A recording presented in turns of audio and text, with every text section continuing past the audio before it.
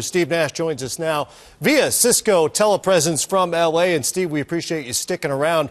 12 wins in your last 16 games now. You're closing in on the Houston Rockets. How good for team building is scoreboard watching on a nightly basis?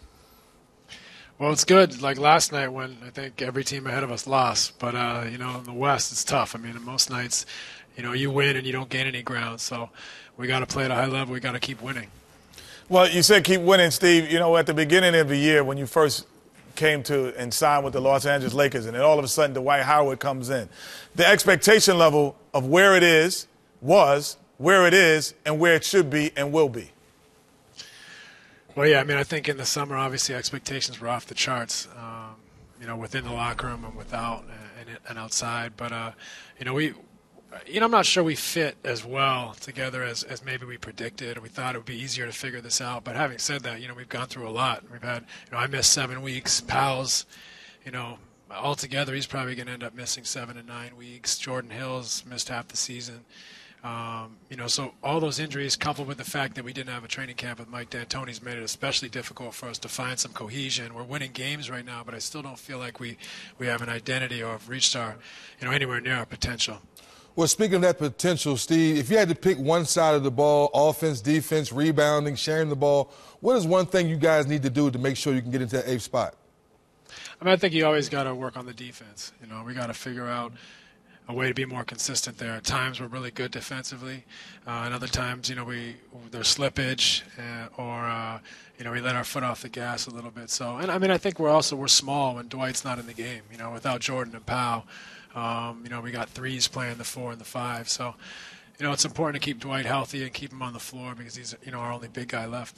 Steve, what would be more disappointing for you this year? Not winning the championship, not making the playoffs, or making the playoffs and losing in the first round?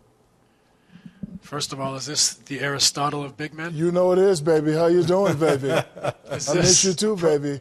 A prolific scorer? Yeah. That would be me, and the MF stands for most frequently, baby. You know what I mean? At this point, I think we want to just do the best we can. If we can get in the playoffs, if we can, beat somebody in the playoffs, whatever it may be, we want to try to, let's not make the playoffs. Let's get in. If we lose, we lose. But let's get in and see how good a team we can be by that point. One, see if we can beat somebody and get on a roll. And I think we got to just try to do the best we can under all the change and all the disappointment to improve and put ourselves in a position that, maybe we have a great run in the playoffs. But if not, we put ourselves in a position this summer to rebuild and come back with some confidence. Steve, I always throw out the numbers that I think Dwight should average with his talent, with his ability. The numbers are 28-15. I know he's coming off back surgery, but do you think he's that type of player that if he puts his mind to it, he can achieve those numbers?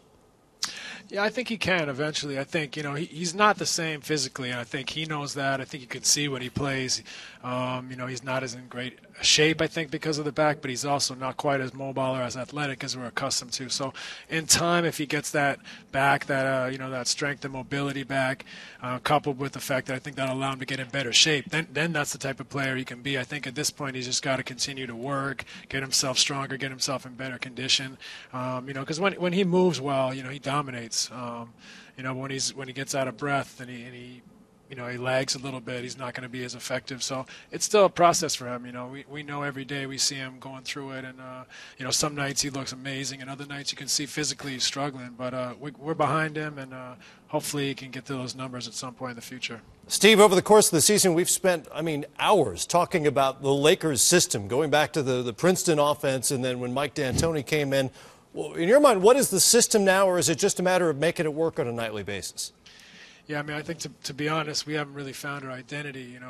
We are starting to become either, Kobe isolates and we play off of that, or a pick and roll team. And, both have been good for us, but I don't think we're quite committed to both of them or allowing each of those sets to or styles of play to benefit the other as much as we should. They should both make each other better. So I think we're still a pretty good offensive team. We got guys and we can put the ball in the basket, but I think as we go along the season, we got to be more efficient at that, and hopefully we can become a better team because of that. Well, whatever it is, it worked tonight. The Lakers win big. Congrats. Good luck in the chase for that 8th spot and the postseason.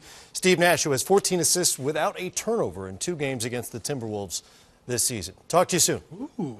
All right. Oh, Thanks, you like fellas. that? A little extra stat I threw in there.